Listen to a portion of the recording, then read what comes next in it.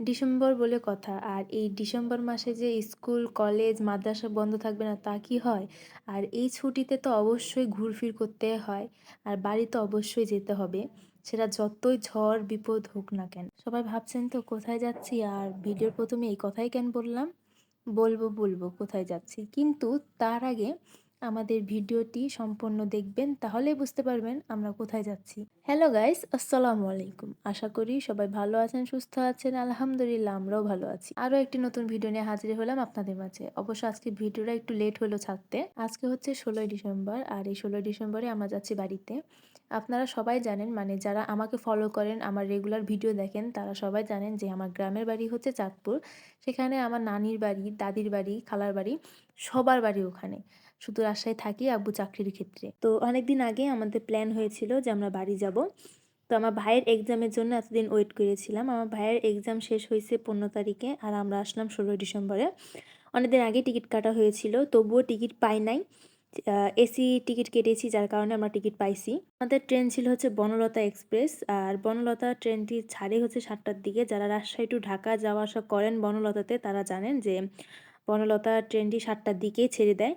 তো আমরা সকাল ৬:৩০টার দিকে রওনা দিই। ৬:৩০ না, আমরা ৬টার দিকে রওনা দিই। আর এই শীতের মধ্যে ৫টা থেকে ঘুম থেকে উঠা আর ৬টার দিকে বাড়ি থেকে বের হওয়া, এই জিনিসটা প্রচুর কষ্টদায়ক একটা জিনিস।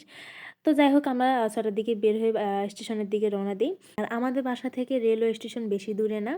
আর স্টেশনে এসে দেখি মানে লাইট দিয়ে পুরা সাজায় রেখেছে চমলক্ষ। মানে আজকে ১৬ই ডিসেম্বর, যার কারণে পুরা স্টেশন সাজানো। আর রাস্তাতে আপনারা দেখছেন অনেক সরকারি অফিসগুলোতে হচ্ছে লাইটিং করা আছে। আমি ১ম এ বুঝতে পারিনি, পরে খেয়াল পড়ছে যে আজকে ১৬ই ডিসেম্বর। আর আরেকটা কথা বলি, সেটা হচ্ছে যে আমি আমার জন্মের পরে এই ১ম দেখলাম যে হাসিনা আপাকে ছাড়া সবাই ১৬ই ডিসেম্বর উদযাপন করছে। তো যাই হোক, আমি আমার ভিডিওর বিষয়ে আসি। তারপরে আমরা স্টেশনে আসি, আর স্টেশনের ভিতরেই হচ্ছে হোটেল ছিল। ও হোটেলে আমরা নাস্তা করার জন্য ঢুকি, যেহেতু অত সকালবেলা নাস্তা করা সম্ভব ছিল না বাসায়। তো বাহিরে নাস্তা করি আমরা, রুটি, ভাজি আর ডিম নেই। আমরা যেহেতু বাসা থেকে অনেক তাড়াতাড়ি বের হয়েছি আর ট্রেন আসতেও একটু দেরি আছে, এই কারণে আমরা হোটেলে ঢুকে নাস্তাটা করে নিই। তারপরে তো নাস্তা শেষ করে আমরা হচ্ছে ভিতরে চলে আসি।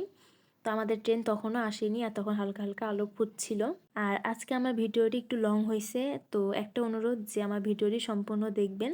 যাদের কাছে ভালো লাগবে তারা দেখবেন, আর যাদের কাছে ভালো লাগবে না তারা অবশ্যই ভিডিওটি স্কিপ করবেন। আর চ্যানেলটি সাবস্ক্রাইব করে আমাদের পাশে থাকবেন। এই তো আমরা হচ্ছে ভিতরে এসে বসি ট্রেনের জন্যে। আর আরেকটা কথা আপনাদের মাঝে ক্লিয়ার করি, সেটা হচ্ছে যে আমার আব্বু আমাদের সাথে যাবে না, আমার আব্বু রাজশাহীতে থাকবে। আমি, আম্মু আর আমার ভাই যাব। এখন আপনারা অনেকেই ভাবতে পারেন যে কেন আমার আব্বু যাবে না। আমার আব্বু চাচার কারখানাতেই কাজ করে। তো আমার দাদা হচ্ছে হজে যাবে উমরা করতে, এজন্য আব্বু কারখানা ছেড়ে কোথাও যেতে পারবে না, আব্বুকেই কারখানাটা দেখাশোনা করতে হবে। আর দাদার অনুপস্থিতিতে আমার আব্বুই হচ্ছে কারখানা দেখাশোনা করে। তারপর আমাদের ট্রেনও চলে আসে, আর আব্বু আমাদেরকে ট্রেনে তুলে দিয়ে আব্বু হচ্ছে বাসায় চলে যায়।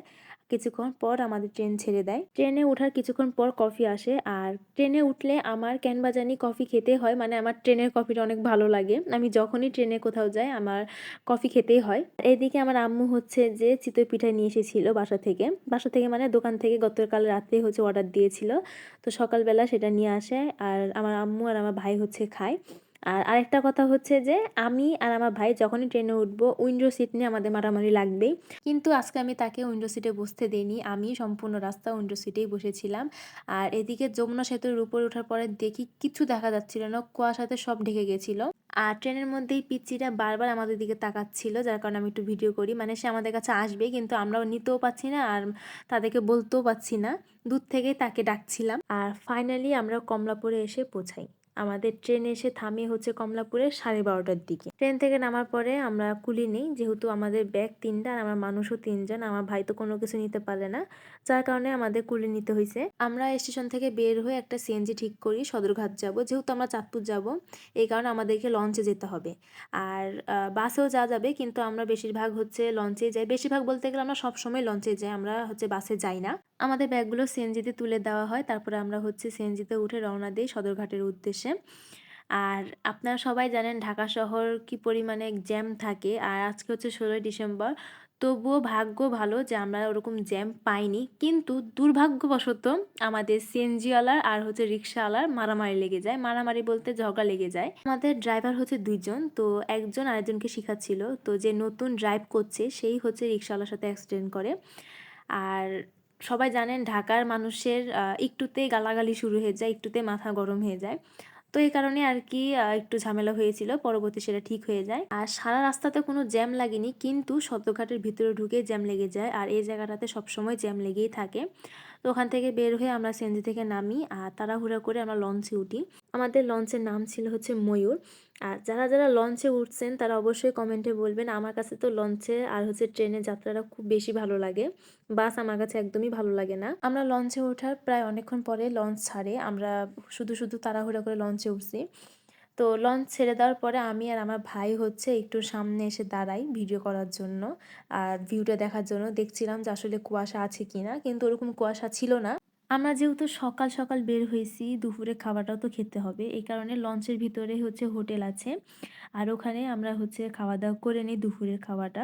এতক্ষণ তো না খেয়ে থাকা যায় না, পুরো 12 ঘন্টা লাগে জার্নি করতে। এজন্য আমরা দুপুরের খাওয়াটা ওখানেই খেয়ে নিই।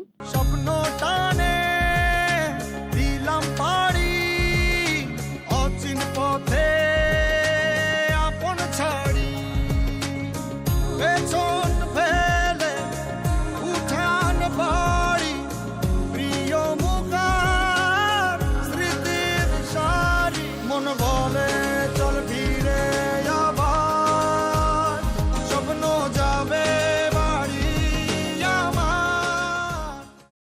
সত্যি স্বপ্ন আমার বাড়ি যাবে। যাই হোক, আমরা হচ্ছে লঞ্চ থেকে নেমে যাই আর আমরা বাসায়ও চলে আসি। বাসায় আসার পর আমরা কোনো দিকে তাকাই না, সোজা বিছানাতে। তারপর আমরা ফ্রেশ হয়ে অনেকক্ষণ রেস্ট নেওয়ার পরে আমরা খাওয়া দাওয়া করব। আর এই যে আমার ছোট চাচাতো বোন, সে এত দুষ্টু, আমাদের কাছে আসতেই চায় না। আমাদেরকে দেখলেই হচ্ছে পালাই যাচ্ছে। আমাদেরকে ছোট থেকে এভাবে চিনে না, তো এই কারণে আমাদের কাছে আসেও না। তারপরে আমরা হচ্ছে খাওয়া দাওয়া করে নেই। আর আজকের ভিডিওর কোনো অংশ যদি ভালো লেগে থাকে তাহলে অবশ্যই লাইক আর কমেন্ট করে দিবেন। সবাই ভালো থাকবেন, সুস্থ থাকবেন। আল্লাহ হাফেজ। দেখা হবে নেক্সট ভিডিওতে। টাটা। মন বলে চল